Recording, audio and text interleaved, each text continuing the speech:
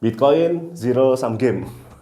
Nah ini dari kemarin kayaknya udah ramai banget ya, dibilang wah ada orang bilang Bitcoin zero sum game, ada Crypto Bros nggak terima.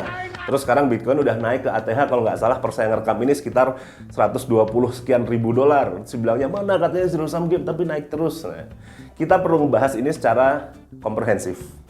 Karena dibalik kontroversi antara zero sum game dan bukan, saya mau mengadres atau menjelaskan ada satu isu yang sebenarnya cukup fundamental di kita-kita semua ini, yang bisa jadi nanti kalau kalian nggak hati-hati ya jadi dimanfaatin sama pihak yang punya niat nggak bagus.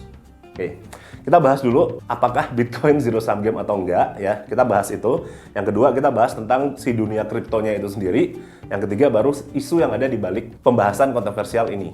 Oke, pertama dari masalah Bitcoin zero sum game atau enggak. Sebenarnya kita ngomong Bitcoin zero sum game atau enggak itu nggak relevan.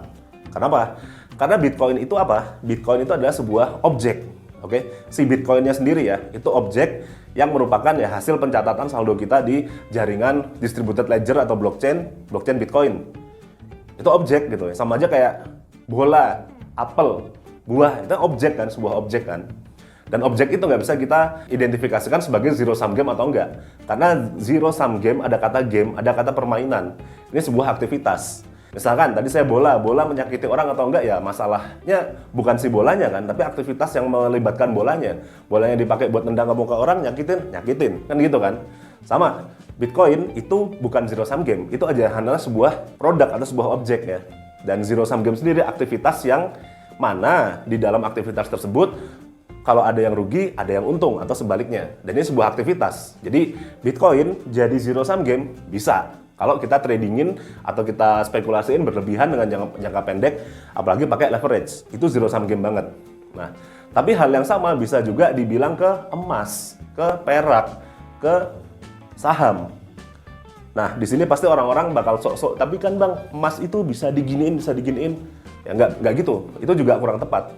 Emas yang batangan, yang nilainya emang untuk store of value, sama emas yang dipakai buat perhiasan, emas yang dipakai ke industri, dan segala macam itu beda jauh loh. Nggak bisa sembarangan emas kita lelehin, terus jadi kalung atau jadi gelang, nggak bisa. Di situ perlu ada banyak proses yang lebih lanjut lagi. Emas itu perlu, kalau misalkan kita mau gunakan untuk keperluan industri, ya perlu kita proses lagi jadi kabel. Itu ngeproses itu biaya loh, itu nambahin harga loh. Kalau emas, kalau jadiin perhiasan, jarang banget yang emasnya murni. Pasti ada paduannya sedikit. Dipadu sama perak, dipadu sama platinum, walaupun cuma sekian persen di bawah 10%. Ada yang emasnya 99%-an tapi jarang banget.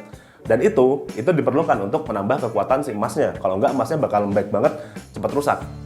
Rusaknya bukan karena karat ya, tapi karena emas itu sangat logam yang sangat lembek. Bahkan kita pakai tenaga manusia aja bisa loh ngebengkokin emas. Jadi jangan bilang emas itu bisa dipakai buat perhiasan sembarangan. Karena untuk mengubah emas jadi perhiasan itu perlu proses yang panjang.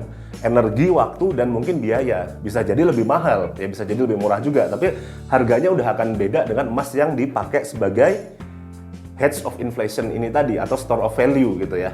Dan tambah lagi, kalau kita nge-tradingin emasnya dipakai buat trading, tapi pakai tradingnya leverage atau future atau CFD, zero sum game juga dong. Hal yang sama bisa kita katakan di saham. Ada saham yang nggak bagi-bagi dividen selama beberapa waktu tertentu. Misalnya ada saham yang bagi-bagi dividen 6 bulan. Kita main sahamnya cuman 3 bulan. Saat kita jual, kita udah capital gain, ada orang lain yang ngebeli di harga yang lebih tinggi dari kita. Dan orangnya misalkan habis dibeli, harganya turun, orangnya rugi. Sama dong, saya untung, ada orang lain rugi. Gitu.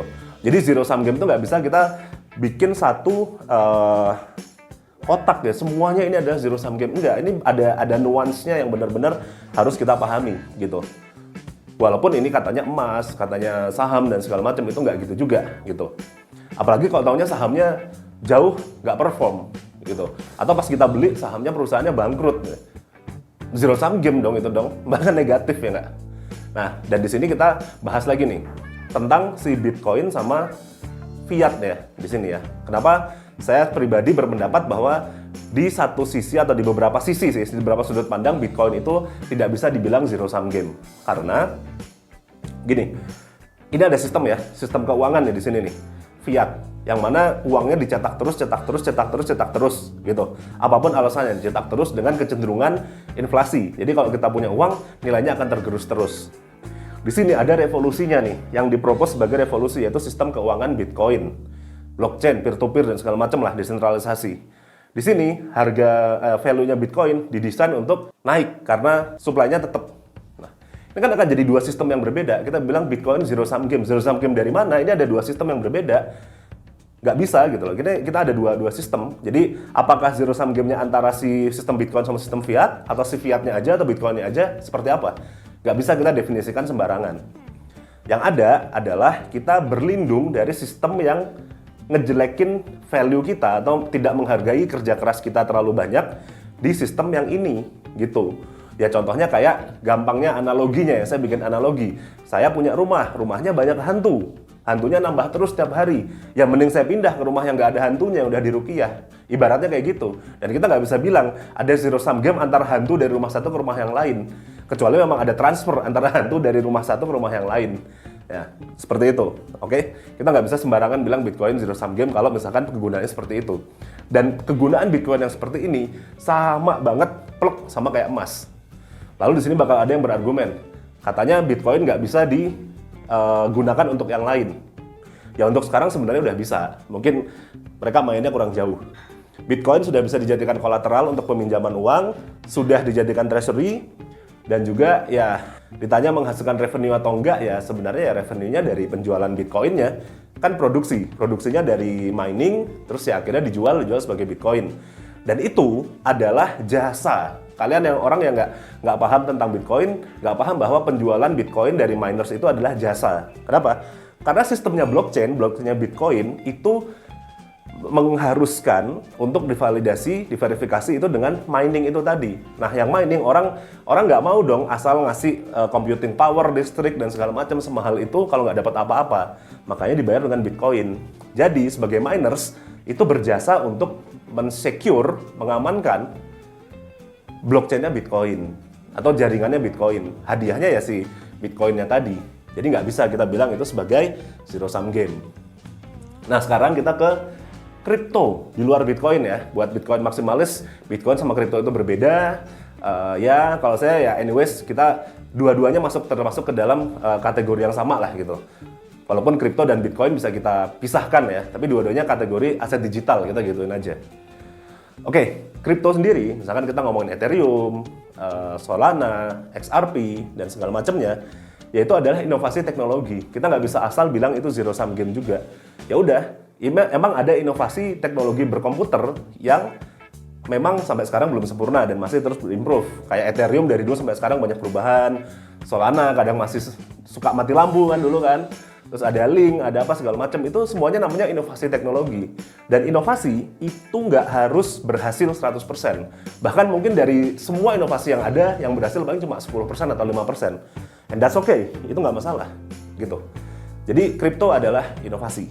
Nah, si token ini, walaupun nanti ujung-ujungnya jadi nol, ya itu namanya ya ikhtiar gitu. Maksudnya namanya inovasi pasti ada yang gagal. Oke, fine, ada yang gagal. Beda kalau kita ngomongin aset kripto yang di-backing sama venture capital atau kroni-kroni atau kabal-kabal yang lainnya. Itu baru namanya zero sum game. Kalian jadi likuiditas untuk exit. Saat mereka yang masuk early dapat pre-sale atau harga yang lebih murah dan segala macam atau dapat alokasi, itu kalian beli, mereka tuh jual. Nah, itu jadi zero sum game. Itu baru saya sepakat. Kripto-kripto yang kebanyakan jalur belakang lah. Itu saya setuju, itu aktivitas jual belinya bisa jadi zero sum game.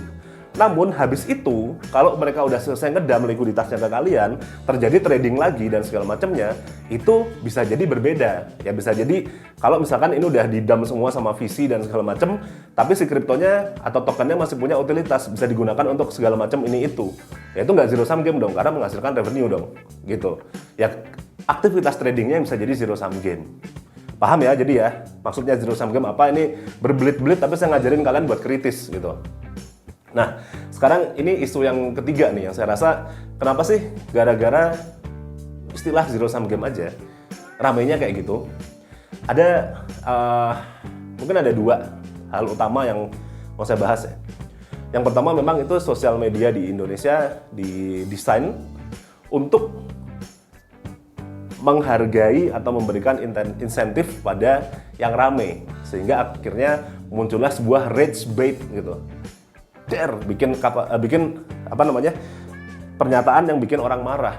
Apalagi orang marahnya figur-figur utama di dunia kripto, rame pasti, nyerang, dan akhirnya apa? Orang yang ngomong itu dapat engagement.